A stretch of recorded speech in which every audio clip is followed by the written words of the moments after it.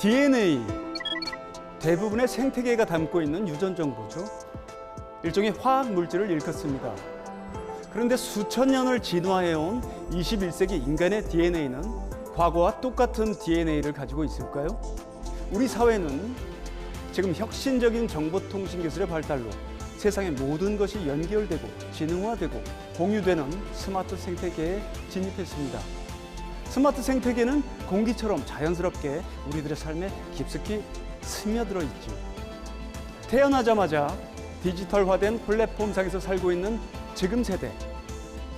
지금 우리는 어떤 변화된 삶을 살고 있을까요?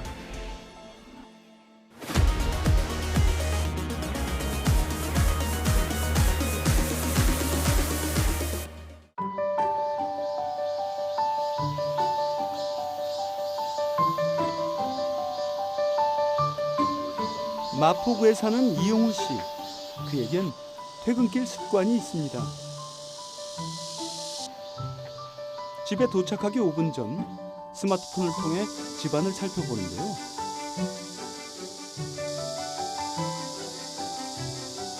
혹 빈집에 침입자가 있는지 살펴보는 걸까요? 집에 에어컨을 먼저 틀어놓은 겁니다. 집에 도착하기 전에 좀 시원하라고. 고양이가 잘 있는지 밖에서도 자주 확인하는 편이거든요.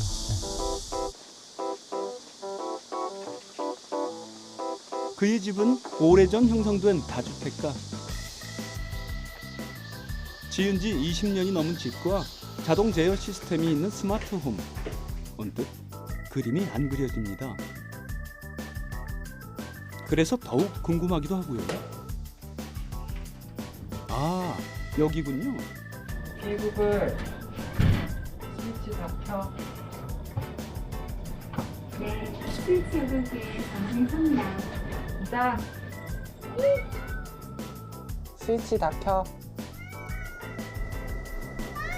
네, 스위치 8개의 전원을 켭니다.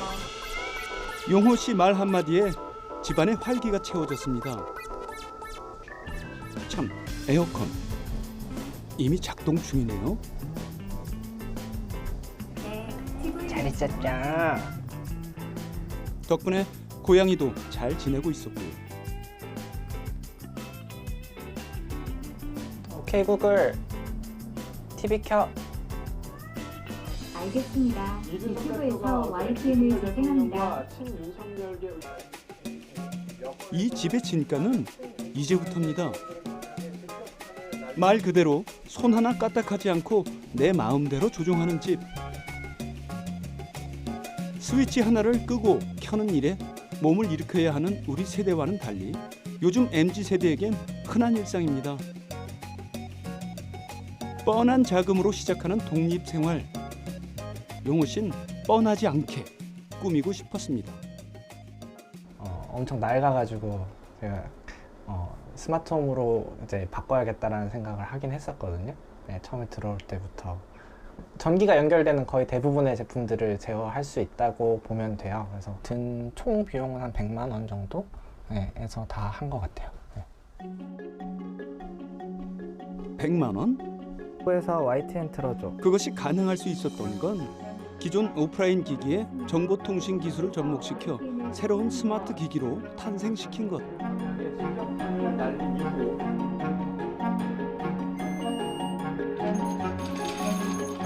사물에 센서를 부착해 실시간으로 데이터를 주고받고 인간의 직접적인 조작 없이 자율적인 소통과 편의를 돕는 기술 IoT, 사물 인터넷입니다. 업무 분야와 밀접할수록 IoT 사용 빈도는 더 높습니다. IT 업계에 종사하는 용호 씨도 그중 한 명입니다.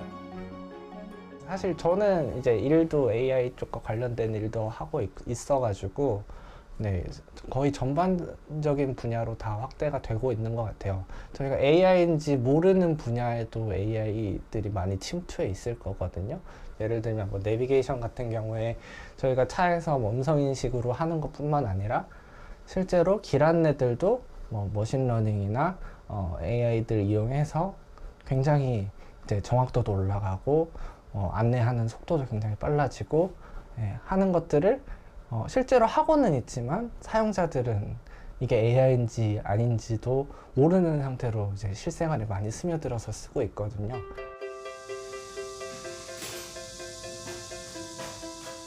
인간이 인공지능인지도 인지 못하는 사이 AI란 녀석은 인간의 일상에 깊숙이 다가와 있습니다.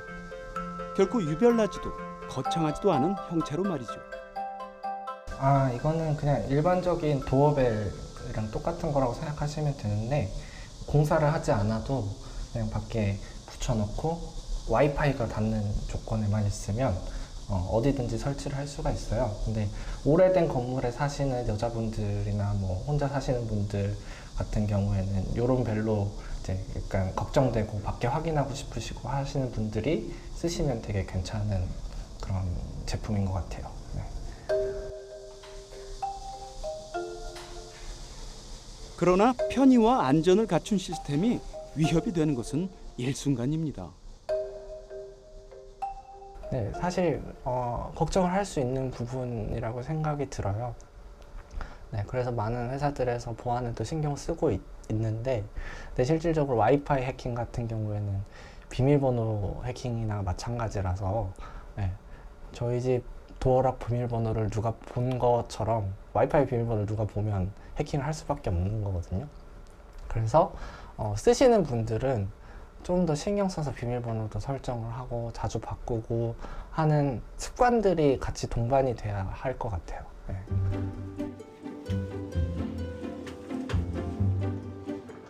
스마트 기술의 양면성, 그것이 세상에 줄 변화의 형체는 아직 규정할 수 없습니다.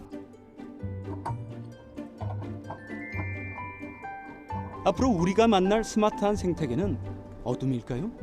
빛일까요? 저는 앞으로 발전이 된다면 이제 뭐 제 집이 생기게 되면 쓰고 싶은 제품들은 뭐 커튼도 있고 이것저것 많죠. 네. 이제 아무래도 저희 집이 아니다 보니까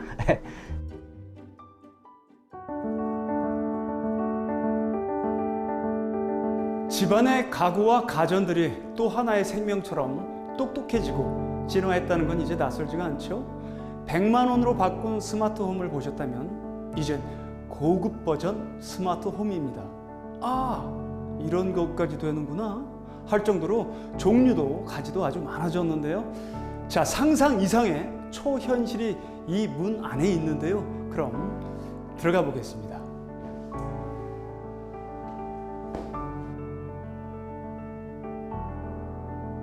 생체 인식으로 거주자 인증.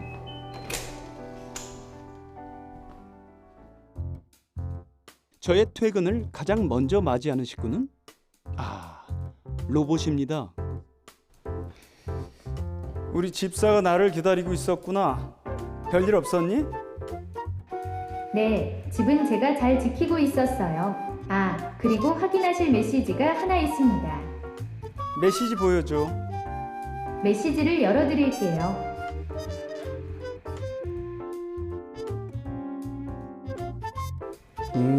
그런 일이 있었구나.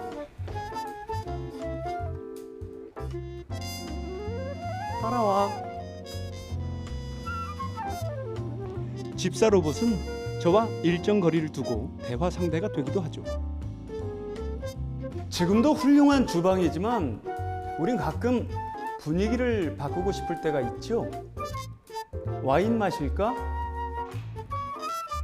네, 분위기 좋은 영상과 음악을 틀어드릴게요. 와, 정말 대단합니다. 이젠 명령어 하나면 끝이죠.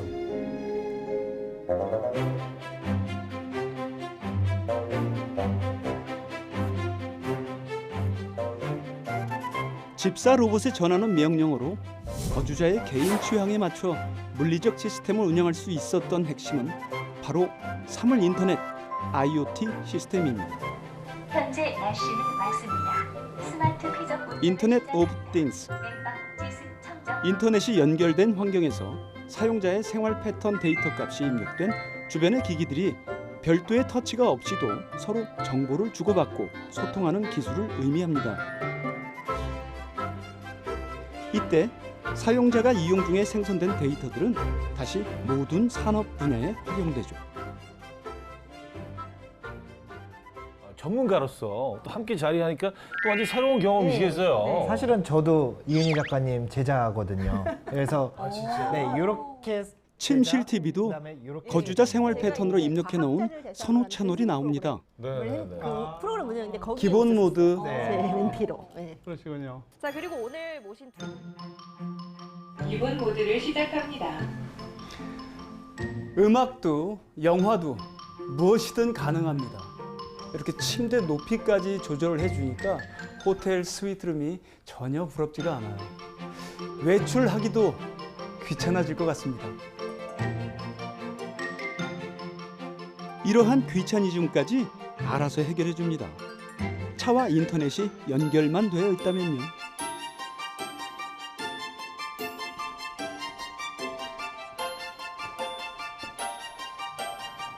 외출하실 시간이네요. 차량 시동을 걸어놓을까요? 시동 걸어줘.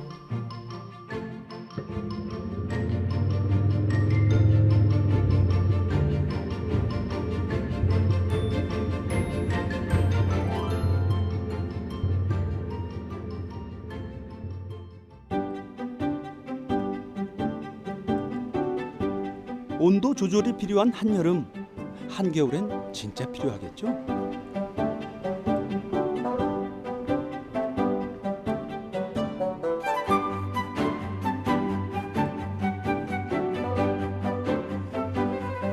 이 모든 디지털 기술들이 언제부터 집안까지 깊숙이 들어와 있었을까요? 어디까지가 기술인지 경계를 모를 정도입니다.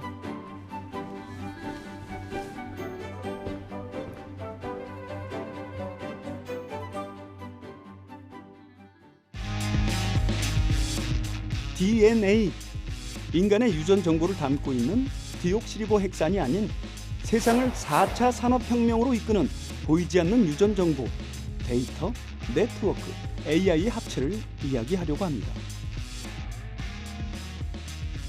이것이 살아있는 유기체처럼 뒤엉키는 순간 엄청난 파급력을 일으켜 우리 사회를 요동치게 하는데요. 현실로부터 수집한 수많은 원시 데이터를 양질의 데이터로 가공하고 모델링과 알고리즘 개발을 거쳐 필요한 정보를 창출한 빅데이터. 이 결과물들은 현실에 반영되어 사회의 각종 활동에 사용되는데요. 작게는 많이들 겪어보셨을 겁니다. 개인의 일상, 쇼핑 목록, 선호 영상을 추천받는가 하면 크게는 기업과 국가 조직의 의사결정에 중요한 예측 시스템으로 사용되고 있습니다. 빅데이터의 바닷속에서 생명체는 늘어나고 성장 속도도 빨라지는 것이 인공지능. 인공지능은 인간의 학습 능력과 추론 능력, 그리고 사람의 언어를 이해하는 능력 등을 컴퓨터 프로그램으로 실현한 기술을 말합니다.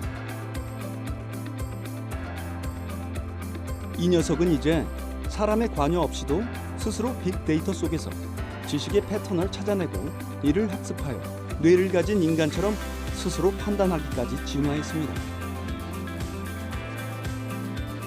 그리고 네트워크, 인간의 몸에서 양분과 산소를 공급해주는 혈액처럼 빅데이터와 인공지능에 생명을 불어넣어주는 기반이 되어주고 있죠. 서로를 떼어낸다면 어느 쪽도 명확한 기능을 할 수 없습니다. 마치 실과 바늘처럼, 그리고 바느질로 고배를 꿰는 행위처럼 말이죠. 빅데이터, 네트워크, AI의 융합은 어떤 디지털 생태계를 생산해내고 또 진화하고 있을까요?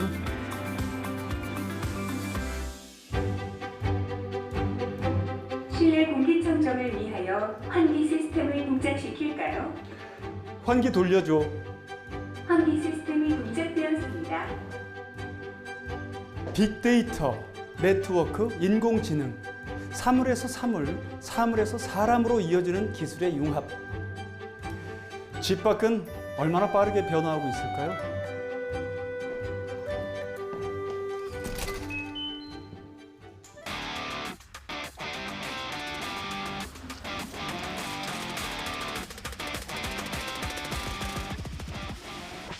젠걸음으로 이동 중인 발걸음. 하루를 분 단위로 쪼개 쓰는 뉴스 전문 채널의 최소라 기자입니다.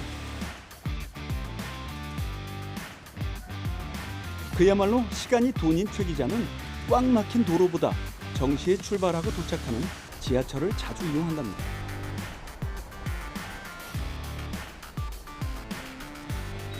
최 기자를 시간 잘 지키는 프로페셔널로 만들어주는 1등 공신은 손에서 떨어지지 않는 스마트폰입니다.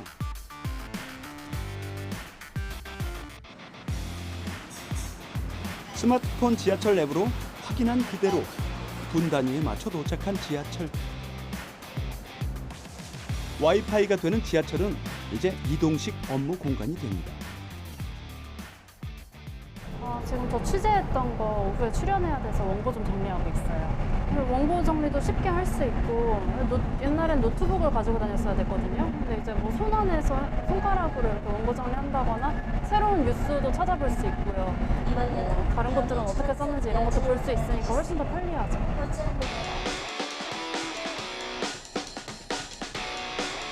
기사를 쓰는데 시간과 공간의 제약이 전혀 없습니다.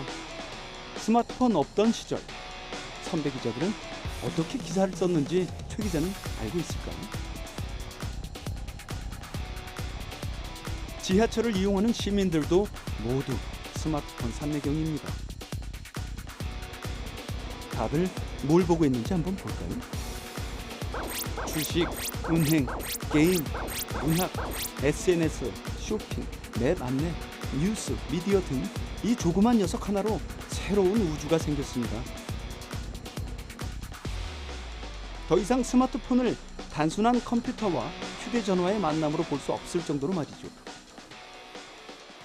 소통의 창로가, 소통의 방식이 변화되었다라고 얘기할 수 있고, 그 다음에 정보를 소비하는 방식이 달라졌다라는 것입니다. 기존에는 우리가 정보를 취득하기 위해서는 대면으로 만나서 정보를 취득했다고 하면 지금은 스마트폰을 통해서 정보를 소비하는 시대가 되었고요. 그 다음에 외부와의 상호작용, 다른 세계와의 상호작용도 SNS라든가 이런 걸 통해서 지금 진행하고 있습니다. 또 나아가서 스마트폰을 이용해서 개인의 컨텐츠를 만들어서 공유하는 그런 시대가 되었습니다. 또 기업의 경우는 새로운 비즈니스 기회를 만들어서 새로운 사람들의 삶의 질과 가치를 높여주는 일을 하고 있습니다. 전 국민 1인 1 스마트폰 시대. 대한민국은 선진국의 평균 스마트폰 보급률 70%를 넘어선 95%의 보급률로 세계 1위입니다. 국내 스마트폰의 본격적 확산은 센서 기술과 통신 기술의 발전, 그리고 빅데이터를 저장할 수 있는 스토리지가 형성되었기 때문이죠. 지극히 개인적인 상황에 몰입되어 있는 상황. 그러나 보이지 않는 수많은 네트워크를 통해 이 수많은 기기들은 일제히 연결되고 그 기기들이 형성한 데이터들은 또다시 걸러지고 융합해 새로운 정보를 만들어냅니다. 스마트폰의 빠른 소비시장 확산이 다시 4차 산업의 혁명을 이끈 원동력이 된 셈입니다. 스마트폰은 4차 산업에 어떤 영향을 미쳤을까요? 이 스마트폰은 모든 경제, 산업의 경계를 지금 허물고 있는 것으로 알고 있습니다. 우리가 스마트폰을 사용하는 순간 개인과 개인, 그리고 정보 검색, 그 다음에 상거래, 업무, 교육 모든 것이 이루어지게 되고 있습니다. 그래서 이 스마트폰을 4차 산업혁명의 핵심 기기다 이렇게 지금 이야기하고 있습니다. 그 사이 최 기자가 상암에 도착했네요. 그리고 결제의 순간. 전송되는 수많은 데이터들. 이제부턴 단순한 요금 결제라고 생각이 들지 않으시죠? 결제와 동시에 수많은 데이터를 공유한 것. 그것이 초연결 시대, 4차 산업혁명의 핵심입니다.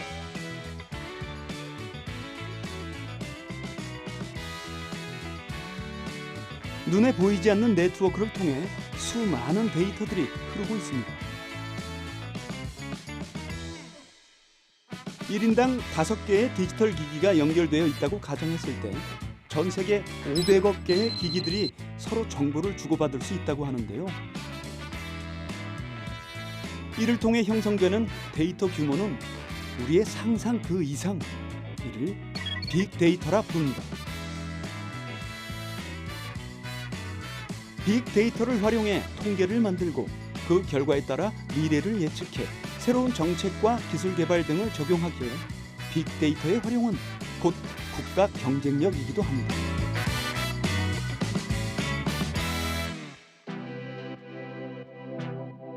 이러한 환경이 가능하도록 한 기술은 5G. 5G의 최대 전송 속도는 20GBps. 단말기와 통신사 간의 신호 간격을 지연 시간이라고 하는데 5G의 지연 시간은 0.001초.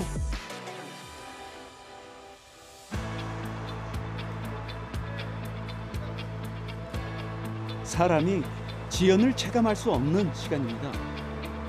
이러한 초고속, 초지연이라는 5G의 특징은 4차 산업혁명과 일접한 관계가 있습니다. 빅데이터의 활용, 5G 네트워크 환경으로 가능해진 기술이 이것. 그냥 택시냐고요? 설마요.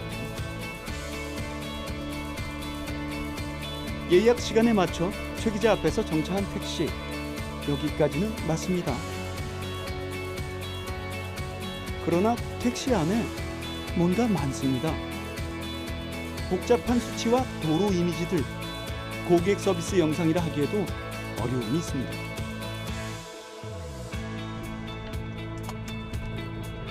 택시는 출발했습니다. 지금까지도 왜 디지털 4차 산업혁명을 운운했는지 모르시겠죠? 제가 일단 자율주행 구간 안으로 들어가고 있습니다.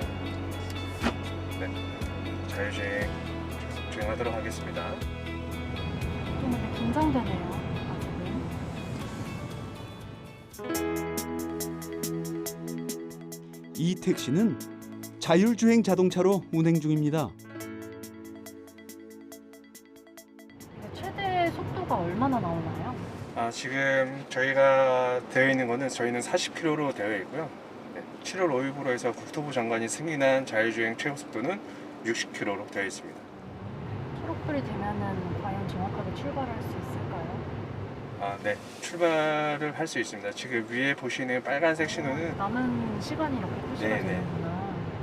이런 신호도 전부 다 주고 받고서 이제 알 수가 있는 거죠? 네, 이 맞습니다. 차가? 네. 이제 10초가 남았는데요. 빨간불이 10초가 남았는데 과연 출발을 할지 기대가 됩니다. 3, 2, 1. 정확히 출발하네요. 지금 손을 떼고 계신 거 맞죠? 네, 맞습니다. 네. 네. 저는 이렇게 두 손을 자유롭게 지금 떼고 있고요. 실제로 저희 자율주행 기술을 가지고 핸들을 제어를 하고 있습니다. 손을 떼고 계신데도 이렇게 핸들이 저절로 움직이는 게 너무 신기해요. 네, 맞습니다. 저희가 이 자율주행 시스템을 통해 가지고 정확한 컨트롤 제어를 지금 하고 있는 거거든요. 차선 변경도 이렇게 하는 것 같아요. 네, 맞습니다. 네.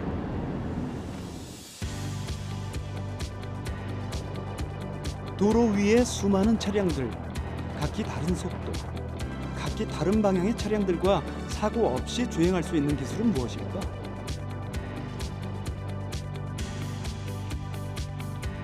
차량에 부착된 5대의 카메라가 그 해답. 레델은 190도 정도로 해서 어라운드 뷰를 사방에서 측각하고 있고요. 또 전방에 카메라가 있어서 측이하고 인지를 하게 되어 있습니다. 기본적인 기능이 필요한 기능이 위치 정보, 내가 차량이 도로상에서 어떤 위치에 있느냐, 또 주변 환경 인지 기술, 내 차의 주위에 어떻게 움직이고 있는지 그런 것들을 인지하는 기술이 필요하고, 또 그 다음 단계에서는 그러한 기본적인 정보를 가지고 내가 어떻게 움직여야 될 건지, 어떻게 안전을 확보하고 내가 목적하는 방향으로 이동하려면은 어떤 방식으로 움직여야 되는지. 카메라가 인지한 영상 데이터를 전달받는 곳, 서울 자율주행 차량 관제센터. 상암 일대 도로, 자율주행 택시의 위치가 표시되어 있습니다. 이곳에선 수많은 차량들이 전송한 정보를 종합해 다시 차량에 전달해주고 있죠. 다시 말해 다양한 종류의 센서, 라이다, 카메라, 레이더, 초음파 센서 등이 차량 사물 통신을 이용해 주변 환경을 인식하고 위성 위치 확인 시스템의 위치 정보와 도로 정보를 토대로 스스로 주행 상황을 판단하고 차량을 제어하는 거죠. AI 컴퓨터로 저희는 얘기를 하고 있고요. 뭐 리눅스 시스템에 플랫폼들을 올려가지고 인지들을 선별하게 되어 있고요. 왜냐하면 내가 운행하는 곳에 차선을 중심으로 내 가장 근거리에 있는 게 최우선으로 고려돼야 대상이고요. 그 외적인 물체가 있다 하더라도 방향성이 우리 차 쪽으로 오게 되면 그것도 또한 위험한 요소이기 때문에 그런 대상들을 구별해서 인지하고 있습니다. 이는 한 대의 특정 차량이 아니라 도로의 모든 차량들이 보내는 정보를 수집 분석해 다시 각 차량에 보내는 네트워크가 형성되어 있기 때문에 가능한 일입니다.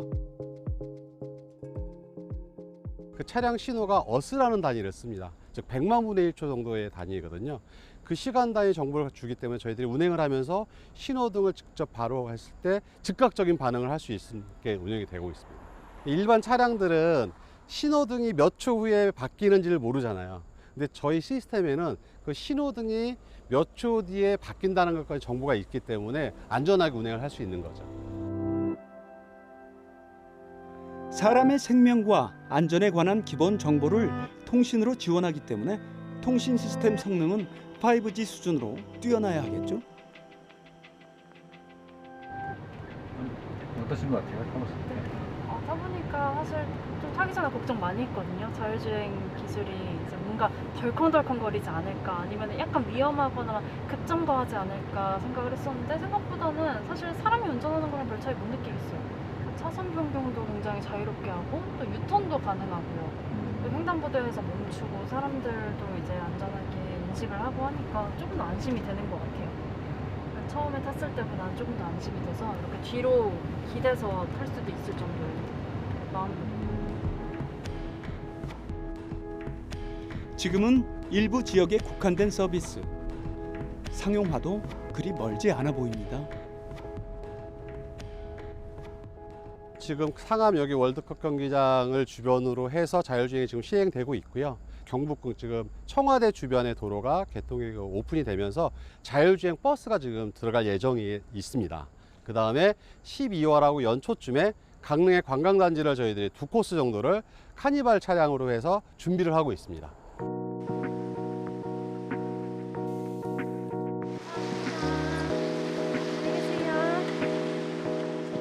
안전하게 회사에 도착한 최소라 기자.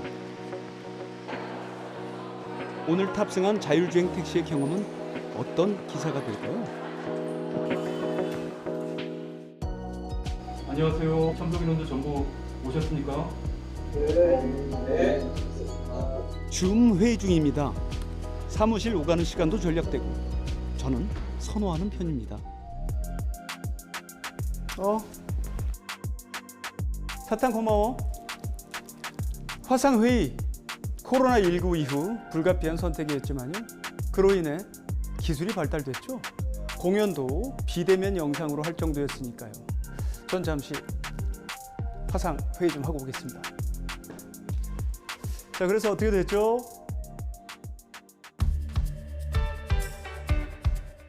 요즘 직장인들의 업무 모습은 많이 달라졌죠? 회의 중 노트북을 활용한 업무, 직접 대면하지 않는 비대면 영상회의, 익숙한 그림입니다.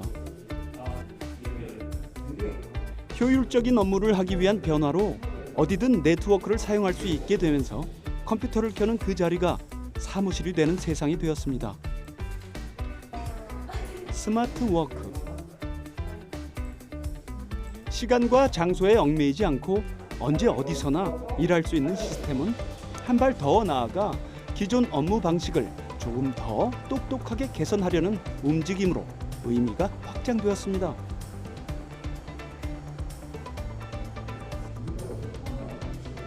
스마트 워크는 결국 일을 잘하는 사람을 말합니다. 스마트 생태계 시대, 직장인들의 업무 환경은 얼마나 스마트해졌을까요? 팀원 모두가 대면하지 않고도 각자 인터넷망을 접속할 수 있는 장소에서 사내 프로그램에 접속하면 사내 메신저를 통해 업무를 공유할 수 있죠. 몸도 자유롭고 사고도 자유롭고 업무 효율이 높아졌습니다. 이미 코로나 이전에도 이런 재택근무를 할 수 있는 기술은 다 있었는데 코로나라는 이전에 없었던 전대미문의 현상으로 인해서 모든 사람이 거의 전 세계 모든 사람이 이런 재택근무나 그 원거리 근무에 적응할 수밖에 없는 그런 그 강제적인 상황에 몰렸었는데요. 그것이 오히려 4차 산업의 발전을 더 빠르게 하는 이런 기폭제가 되었던 이런 효과가 있다고 볼 수가 있습니다.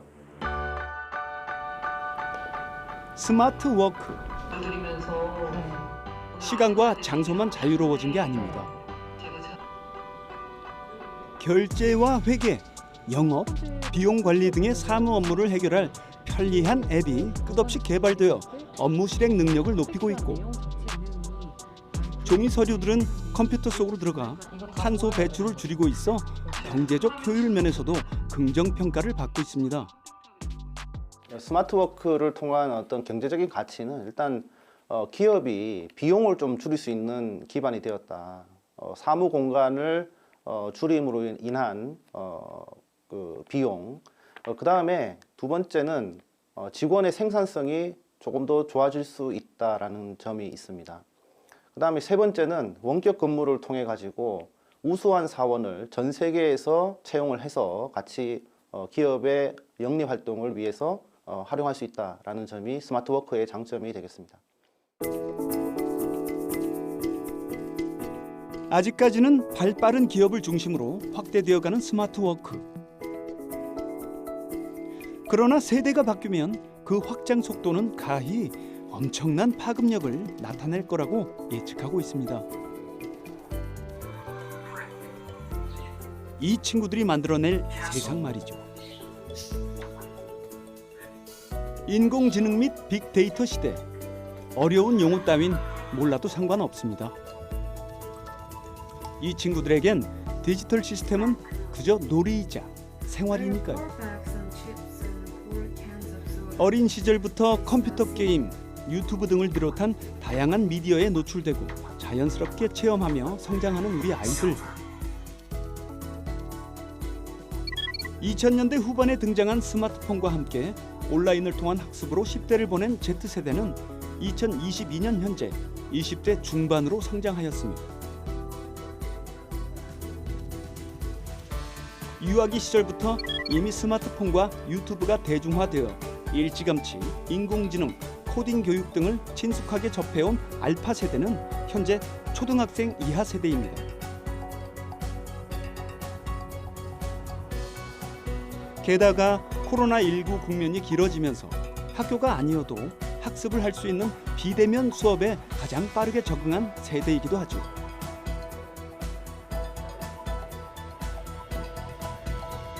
과거 세대와 비교해 새로운 기술을 배우고 적용하는 것이 능숙한 Z세대와 알파 세대. 동시에 매우 빠르게 발전하는 기술을 그만큼 빠르게 적응해야 하는 세대죠.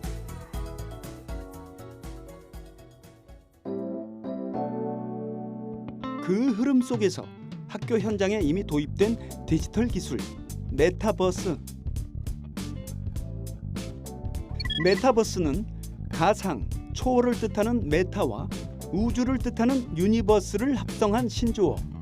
현실 세계에서와 같이 사회, 문화, 경제 활동을 할 수 있는 가상 세계를 의미합니다. 메타버스의 활용은 활발해졌습니다. 비대면 입학식, 졸업식, 캠퍼스 투어는 물론이고 축제까지 즐기고 의학, 공학 등 실습 교육이 중요한 전공에서도 메타버스를 일부 교육에 활용하고 있답니다.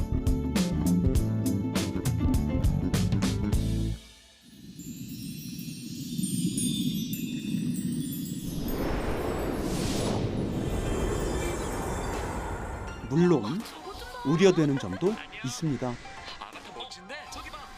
지금까지의 메타버스는 교육적 용도보다는 주로 상업적 논리로 설계되어 있다는 지적. 다시 공적 목적의 교육 용도로 메타버스를 활용하려면 플랫폼 설계부터 인프라 구축까지 새로운 포맷이 필요합니다. 또한 그 변화 속도가 너무 빨라 못 따라가는 경우도 속출하고 있습니다. 오프라인으로 수업할 때랑 온라인으로 수업할 때랑 그 초등학생들은 상당히 교육 효과에서 차이가 나서 지금 사회적 문제가 되고 있는데요. 대학은 강의만 생산하고 그것을 모두 원격으로 듣게 하는, 수강하게 하는 이런 그 교육 생산자로서의 역할을 할 수가 있는데요. 성인, 즉 대학생들을 상대로 한 온라인 교육과 오프라인 교육의 차이는 초등학생과 같지 않고 상당히 미미한 것으로 보입니다.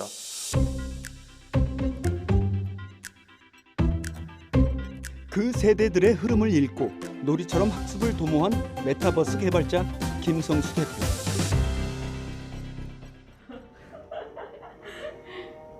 오, 경치가 좋네. 뷰가 되게 좋아요. 먼저 채굴장에 가서 학습을 먼저 해보고 챗봇한테 가겠습니다. 듣기 말하기 그리고 AI 듣기. Where's your ruler? It's under the chair. 게임 중인가 했더니 영어 수업이었네요. 게임을 진행하기 위해 채굴장, 즉 학습장에서 학습을 완료해야 다음 단계로 진출할 수 있답니다.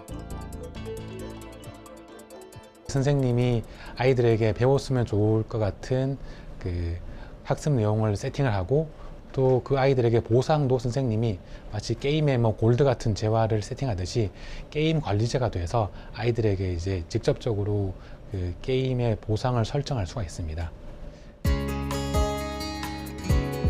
조금 더 몰입도를 높여 메타버스 학습에 VR을 적용하기도 합니다.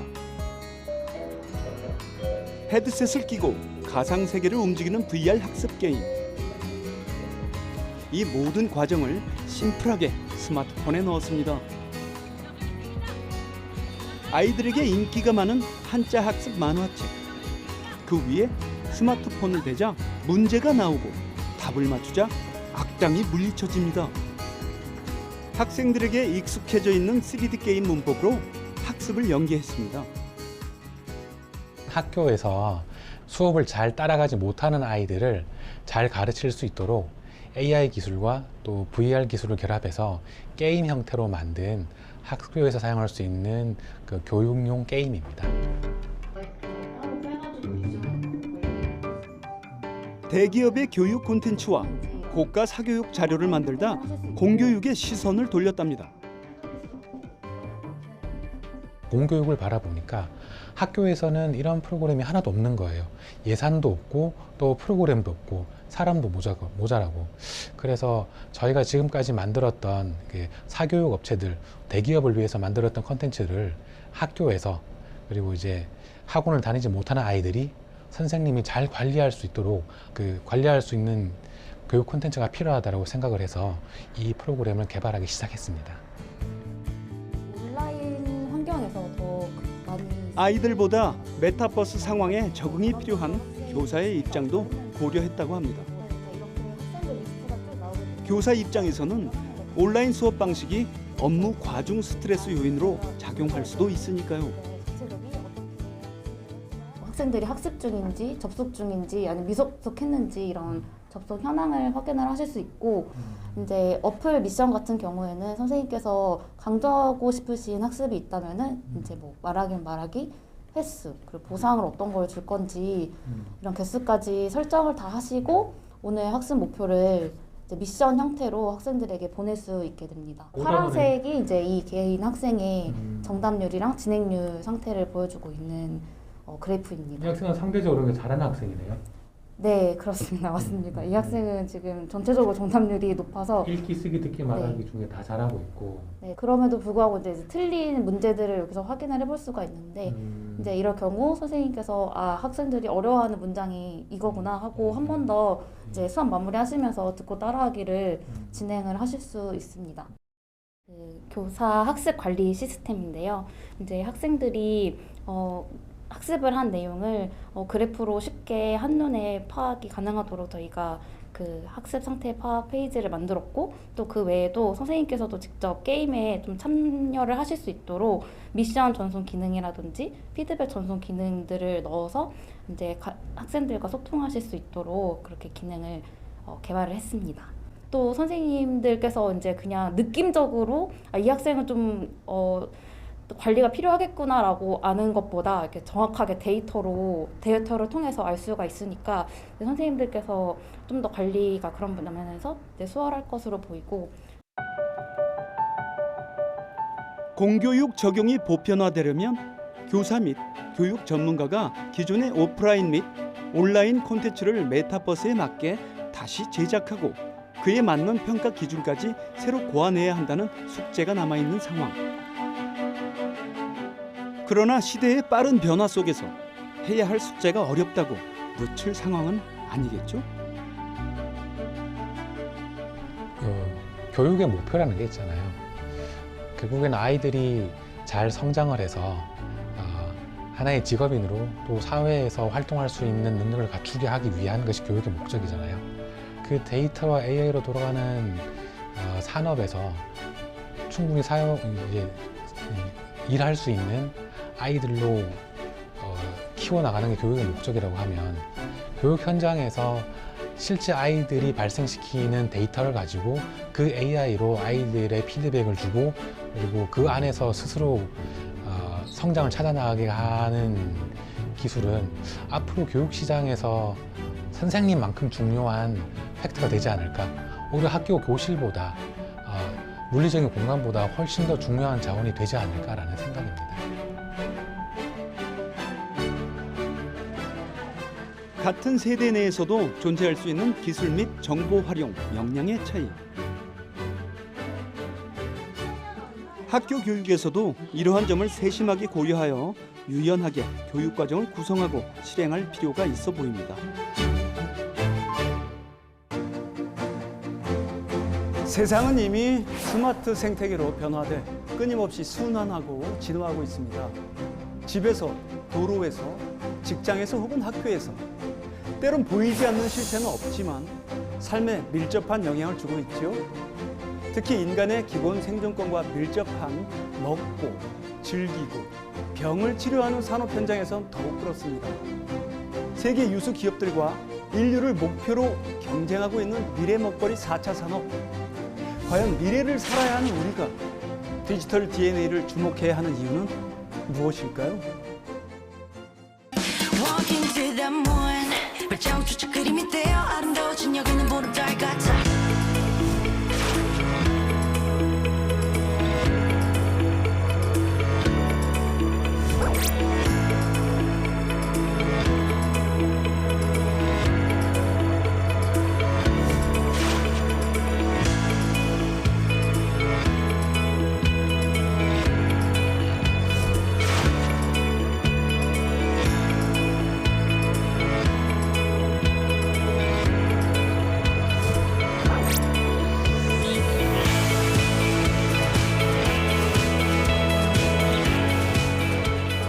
디지털 DNA 2부 돈이 되는 DNA 많은 시청 바랍니다.